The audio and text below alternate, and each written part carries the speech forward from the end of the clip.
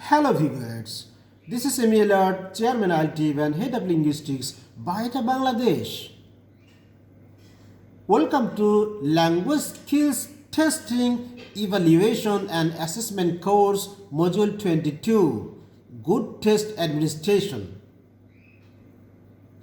As a part of MA in English, ELT, TEFL and TESOL programs, in this module I will talk about things to do and not to do at the period before the test, period during the test, period after the test, and some more about good test administration. It's one of the most important and vital topics in language skills testing and evaluation course. So, this video is very necessary and beneficial to you. Let's get started. Introduction to good test administration. Good test administration implies conducting and administering a test skillfully, perfectly, and successfully. The practices of well testing rest in the hands of the examiner, who should make certain the practice of testing performs smoothly. 3 stages should be performed in good test administration, like at the period before the test, the period during the test, and the period after the test should be properly and efficiently controlled to realize a highly efficient testing period. Now, I'm gonna talk about the duties and responsibilities of the examiner in the period before the test. Let's begin. First, security of testing instruments. All test materials used in the assessment process, whether paper and pencil or computer-based, must be kept secured to protect from leaking out before starting the test. This feature may result in some test takers having access to test questions before the test, therefore including the quality and invalidating their scores. To avoid irregularities and disorganization, administrators of tests should, for instance, keep testing materials in locked rooms or cabinets and limit access to those materials to staff included in the process of assessment. Also, the security of test is an accountability of test developers to make sure the test is not compromised over time. For maintaining their security, developers of tests should introduce new forms of test periodically. Grunland and Lin, 1990. Based on security of test, testing authorities should attempt to open cartons and packages including the materials of test and inspect the contents to specify and verify that proper test levels and quantities have been received.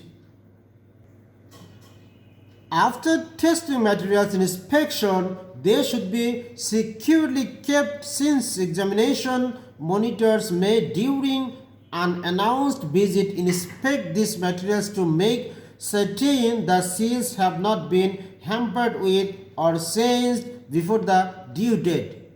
Grunland and Lin, 1990. After securing a sufficient number of tests, the following considerations should be part of prior preparation checklist. A. Examinees and parents have been notified regarding the test date and time. B. Candidates have been reminded to bring materials necessary for the test. C. All students with special needs, as for example glasses and hearing aids, have been considered before the start of the test. D. all adequate invigilation has been planned. E.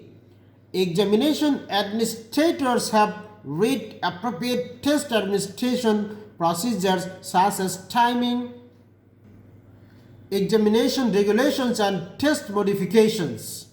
F. The rooms where the test is to be conducted have adequate ventilation and lighting and have been properly arranged.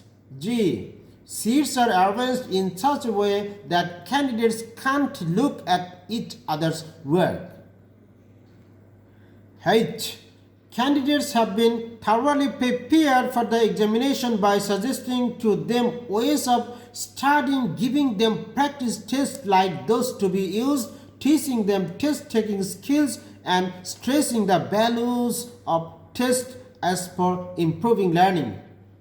Granland and Lynn, 1990, National College Testing Association, 2010. I. When all is set for the exam, secure the room including the writing, I quote, testing in progress, don't enter, unquote, and the like. Now, I'm going to talk about the period during the test. Let's move. The appropriate way for preparing examinations may not produce the desired result if the conditions during the test are mishandled.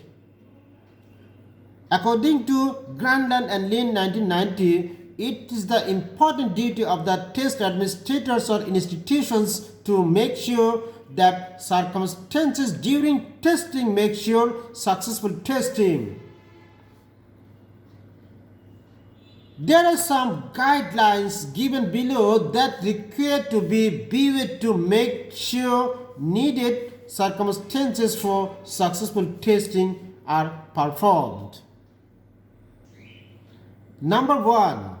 Observe carefully in giving instructions or clarifications.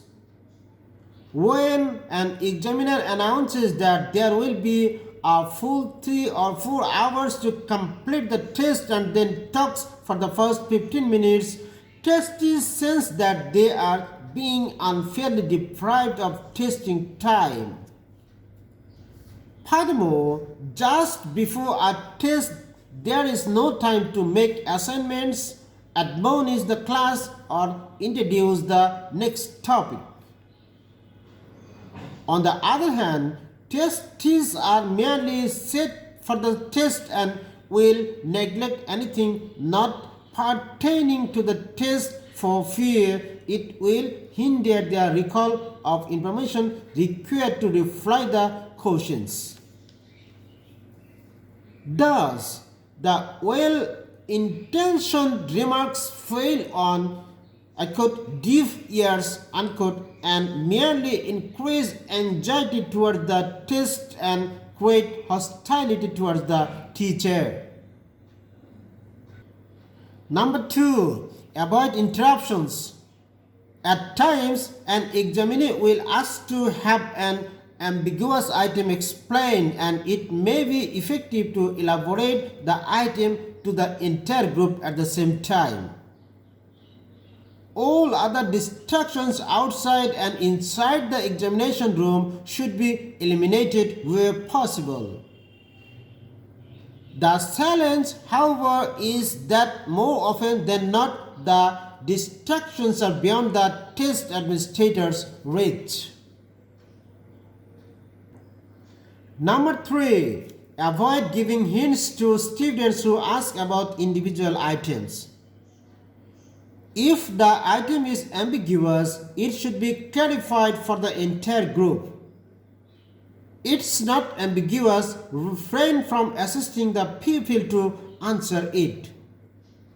The challenge is that at times, refraining from giving hints to examiners who request help may be difficult, especially for newcomers in the field of testing.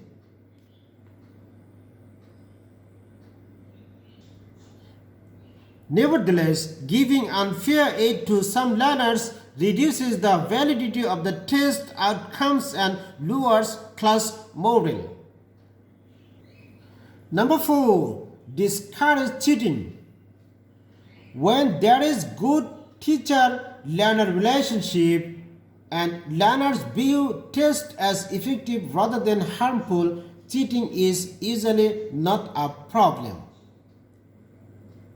Based on other circumstances, although it might be essential to discourage cheating by particular seating arrangement and precise supervision,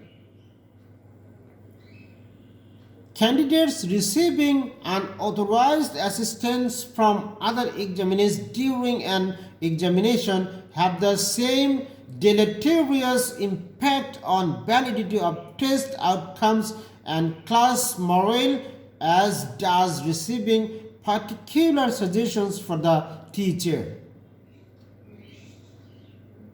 We are interested in pupils doing their best, but for valid outcomes, their scores must be dependent upon their own unaided attempts. Careful proctoring of the testing session, such as periodically walking around the room and observing how the learners are carrying out, is also of paramount importance in avoiding cheating. The obstacle is that many teachers define protocoling or proctoring as being present in the examination room. Brandlin and Lin, 1990. Consequently, they become physically present but spend their time reading a novel, writing a letter, or marking and scoring prior tests. The best way to proctor an examination is to view learners doing the test and not being preoccupied at one's desk. Brandlin and Lin, 1990. Another way of discouraging cheating is discouraging learners from applying any form of communication tools either in the room, whether the test is being administered, or while on a supervised break like as bathroom visit. It would be better if students are reminded earlier that they may not use any device including but not limited to cellular, telephones, pagers, audio cassette players, radios, personal digital assistants, videos devices, associated headphones, headsets, microphones, or earplug while taking an examination. Number 5. Make sure that no eating happens in the examination hall. Learners should not be permitted to bring any food items in the examination room unless it is on proven medical grounds. Under such conditions, it's advisable that special arrangements are made in advance for goals of securing a designated area where the food items could be kept to prevent distracting those who don't require the food items. Number 6. Specify each examinee to prevent a situation where someone may attempt to take the examination on someone else's behalf. Students should therefore be informed in advance to bring with them their identity cards and or examination cards. M. Barara, University of Science and Technology, 2008. Number 7. Handle emergencies appropriately. If an examinee becomes ill during the examination and must leave the examination hall, they should not be allowed to return. In this regard, the test administrator is advised to make a comprehensive report about the candidate's situation to make it possible for authority to consider a retest for such a candidate to be rescheduled for another time. Number 8. announce learners and progress of testing. It is the accountability of the test supervisor or invigilator to keep the students informed of the time remaining. That is, writing the time left on the blackboard at 15 minutes intervals, and also hang a good time-giving clock on the wall in front. Mehrens and Lehmans, 1999. Now, I'm going to discuss the period after the test. Let's move. Order lines is required for a successful testing process until all the test materials are securely in the hands of the test administrators. After completing the examination, the following are expected. A. All test materials and documents, both used and unused, should be collected and accounted for. They may be kept in a secure and lockable facility. B. Count through candidates' scripts to ensure their number corresponds with the names on the examination attendance register. Counting also eliminates scenario where the attendance register shows a student attended an examination but his or her script is not accessible. Viewers, for a successful and good test administration, the test administrators and the examiners must follow the above-mentioned tools, techniques, guidelines and issues properly. Thank you.